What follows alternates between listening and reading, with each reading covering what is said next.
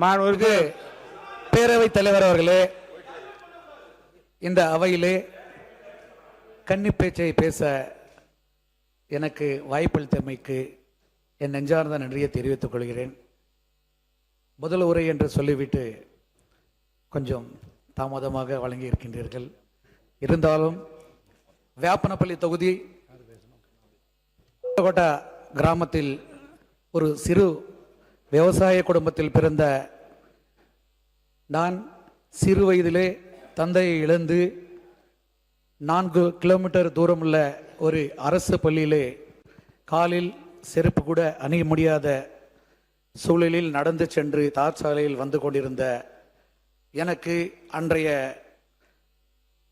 முதலமைச்சராக இருந்த உலக தமிழர்களின் ஒப்பற்ற தலைவர், நவீன உலகின் தந்தை அவர்களின் ஆட்சி காலத்திலே இலவச பேருந்து பயண திட்டத்தை வழங்கிய பயனாளியாக இங்கு நான் இந்த அவையிலே வந்து பேச இருக்கின்றேன். ஆகவே அவர் இருக்கும் திசையை நோக்கி வணங்கி வணக்கத்தினை தெரிவித்துக் கொண்டு 2021ஆம் ஆண்டு கொரோனா என்ற கொடிய நோயால் பொருளாதார சூழலிலும் தமிழ்நாடு தள்ளாடி கொண்டிருந்த போது கழக தலைவர் அன்றைக்கு மக்களின் முதலமைச்சராக பொறுப்பேற்று அந்த காலகட்டத்திலும் கூட பொருளாதாரத்தை உயர்த்தி மக்களுக்கு என்னெல்லாம் திட்டங்களை கொண்டு வந்து கொடுப்பேன் என்று வாக்குறுதிகளை கொடுத்தாரோ அது முழுமையாக மக்களுக்கு கொண்டு வந்து சேர்த்து தலைவர், கழக தலைவர், என் குடும்ப தலைவர் அவர்களை வணங்கி வணக்கத்தினை தெரிவித்துக் கொண்டு 1999இல் பூத் கமிட்டி கழகத்தில் பணியாற்றி 2015இல் மாவட்ட இளைஞரணி அமைப்பாளராகவும் 2022இல் கழக இளைஞரணி துணை செயலாளராகவும் என்னை மிகப்பெரிய வாய்ப்பினை வழங்கியது மட்டுமல்லாமல் கழக தலைவர் அவர்களிடத்திலே பரிந்துரை செய்து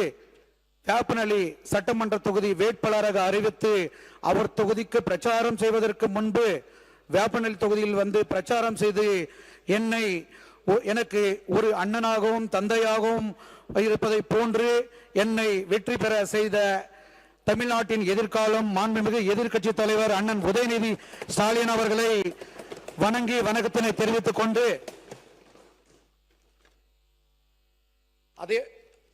அதே போன்று எதிர்கட்சி துணைத் தலைவர் கொறாடா, துணை கொறாடா, மாண்புமிகு சட்டமன்ற உறுப்பினர்கள் அவர்களுக்கும் வணக்கத்தினை தெரிவித்துக் கொண்டு நான் 2006ஆம் ஆண்டு முதல் ஒசூர் பகுதியில் மூத்த அரசியல்வாதியும் 3 முறை சட்டமன்ற உறுப்பினராக இருந்த என் அரசியல் குரு பி வெங்கடசாமி அவர்களின் வணங்கி என்னை அடையாளப்படுத்திய மாவட்ட கழகத்துடைய செயலாளர் வை பிரகாஷ் எம்எல்ஏ அண்ணன் அவர்களுக்கும், எங்களுக்கு முன்னாள் பொறுப்பு அமைச்சராக இருந்த சக்கரபாணி எம்எல்ஏ அண்ணன் அவர்களுக்கும், அன்பில் மகேஷ் எம்எல்ஏ அண்ணன் அவர்களுக்கும், கழக இளைஞரணி கழக இணை அமைப்பு செயலாளர் அண்ணன் அண்ணன் கலை அவர்களுக்கும், எதிர்கட்சி தலைவர் அவர்களின் உதவியாளர் அண்ணன் செந்தில் அண்ணன் அவர்களுக்கும், அண்ணா நகர் கார்த்திகை அண்ணன் அவர்களுக்கும், முன்னாள் வேப்பனஹள்ளி சட்டமன்ற உறுப்பினர் முருகன் அவர்களுக்கும்,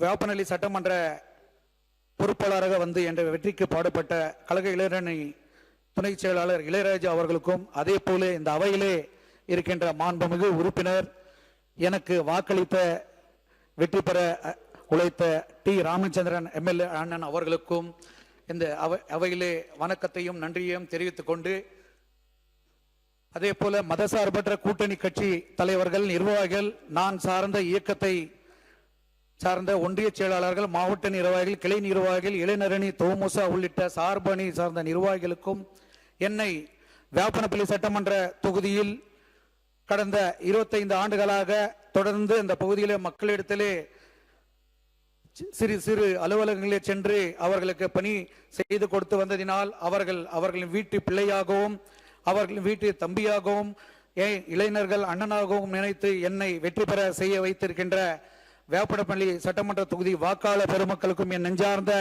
நன்றியை தெரிவித்துக் கொள்கிறேன். கிருஷ்ணகிரி மாவட்டமானது கர்நாடகா, ஆந்திரா ஆகிய 2 மாநில எல்லையில் இருக்கின்ற மாவட்டம், மும்மொழி பேசக்கூடிய மாவட்டம்.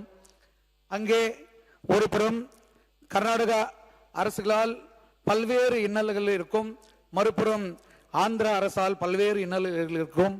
அதே போல வேப்பனப்பள்ளி சட்டமன்ற தொகுதி பொறுத்தவரையில்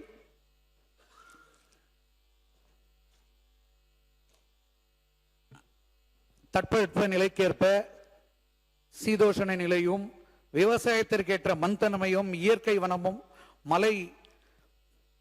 மலைகளும் இருக்கின்ற மாவட்டம்.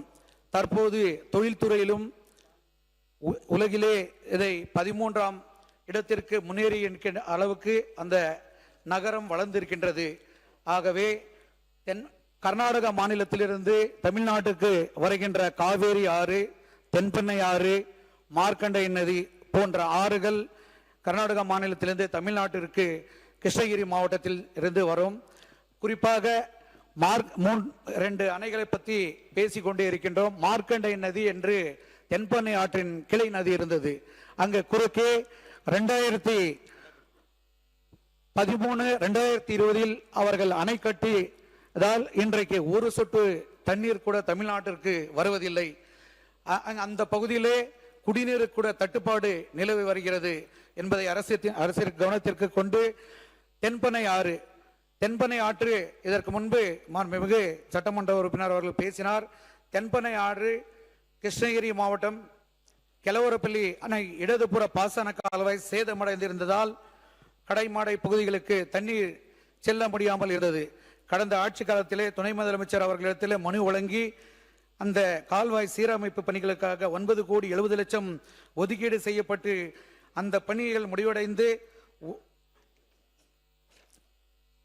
கடந்த மாதம் 25/5/7/2026 அன்று பாசனத்திற்கு தண்ணீர் விடப்பட்டு தற்போது விவசாயிகள் மகிழ்ச்சியோடு நாட்டு நடவு பணிகளை செய்து வருகின்றனர். தென்பெண்ணை ஆற்றின் கெலவரப்பள்ளி அணையில் சராசரியாக 500 முதல் 1600 கன அடி வீதம் தினமும் உபரி நீர் வெளியேறிக் கொண்டிருக்கின்றது. மழைக்காலங்களில் அது 1500 முதல் 2400 அடி ஆக வெள்ளப்பெருக்கு ஏற்பட்டு திருவண்ணாமலை மாவட்டம், விழுப்புரம் மாவட்டம், கடலூர் மாவட்டம் வெள்ளப்பெருக்கால் பயிர் சேதம், வீடுகள் புகுந்து அப்பகுதியில் பொருள் சேதம் ஏற்பட்டு பெருமளவில் சேதங்கள் ஏற்பட்டு கடலில் கலந்து விடுகின்றது. ஆனால் கிருஷ்ணகிரி மாவட்டத்தில் பல ஏரி குளங்கள் தண்ணீரின்றி வறண்டு கொண்டிருக்கின்றது.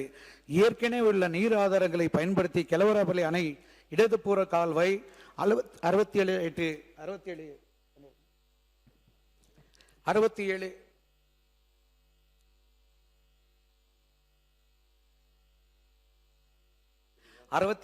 கன அடி வீதம் தான் தண்ணீர் உபயோகித்துக் கொண்டிருக்கின்றோம். அந்த பாசன கால்வாயில் 250-300 கன அடி தண்ணீர் பாசனத்திற்கு உபயோகிக்கின்ற அளவுக்கு அந்த பயன்பெறுகின்ற அளவுக்கு அந்த மதகு இருக்கின்றது. ஆகவே அப்பாசன கால்வாய் 7 முதல் 10 கிலோமீட்டர் வரை அகலப்படுத்தி ஆலூர் தின்னூர் முதல் புக்கசகரம் ஏரி வரையிலும் 3 கிலோமீட்டர் அமைத்து புக்கசகரம் ஏரிக்கு தண்ணீர் விடும் பட்சத்தில் ஓடைகள் வழியாக சின்னார் அணைக்கு சென்று அதன் பின்பு சின்னார் அணையிலிருந்து சுமார் 4.5 கிலோமீட்டர் உள்ள காலிங்கவரம் ஏரிக்கு சென்றடைந்தால் அந்த ஒன்றன் பின் ஒன்றாக ஏற்கனவே கர்நாடக அரசு நமக்கு அணை கட்டி தண்ணீர் விடாமல் மறுத்த அந்த மார்க்கண்டேய நதிக்கு சென்றடையும். அந்த பகுதியில் இது கிருஷ்ணகிரி மாவட்டம், ஒசூர் தொகுதி, வேப்பனஹள்ளி தொகுதி உள்ளிட்ட கிருஷ்ணகிரி மாவட்ட மக்கள் மட்டுமல்ல திருப்பத்தூர் மாவட்ட மக்களும் பயனடைவார் என்பதை இத்திட்டத்தினை கொண்டு வர சாத்தியக்கூறுகள் கடந்த 2 ஆண்டுகளாக ஆய்வு செய்து அதற்குண்டான சாத்தியக்கூறுகள் இருப்பதாக அதிகாரிகள் தெரிவித்திருக்கின்றார்கள்.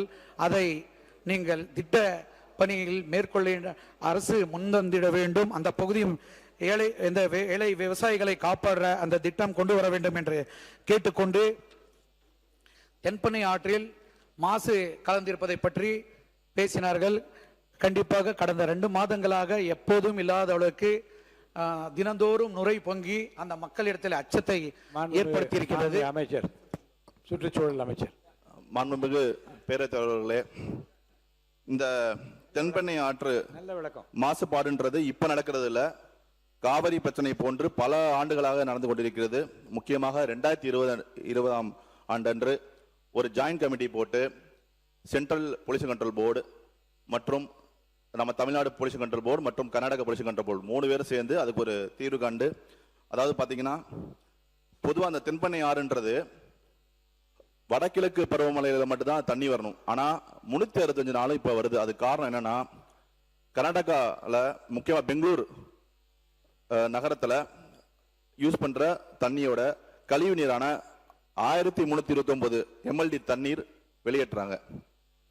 அதுக்கு நம்ம 2020 ஜாயின்ட் கமிட்டியில அதுக்கு அவங்க 1329 MLD தண்ணி யூஸ் பண்றதுக்கு நம்ம 40 STP போட சொல்லியிருந்தோம். அந்த முந்தைய அரசு அது வலியுறுத்திருந்தாங்க. சென்ட்ரல் பொல்யூஷன் கண்ட்ரோல் போர்டும் அதை வலியுறுத்திருந்தாங்க. ஆனா வந்து கர்நாடக அரசு வந்து இப்போ 26 STP தான் போட்டிருக்காங்க. அதுலயும் 3 செயல்பாட்டில் இல்லை.